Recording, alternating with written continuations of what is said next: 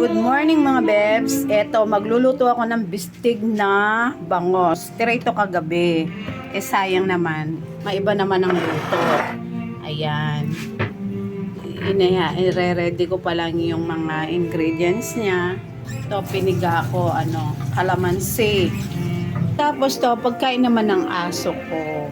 Mga laman loob. O, diba? Swerte ng aso ko. So, ilalagay ko na yung bawang. Pag nag-brown na, ilalagay ko na yung sibuyas. Okay, ito na, sibuyas na.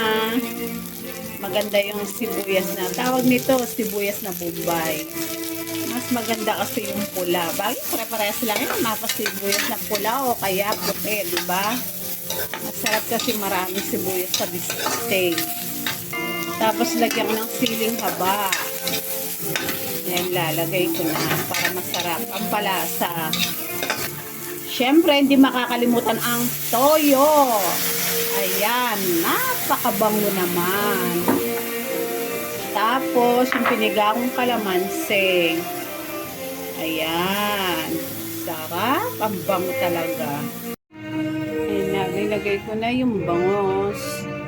Nilagyan ko na rin ng paminta. Tikman ko nga. Ay, naku. Hindi kaya maalat to.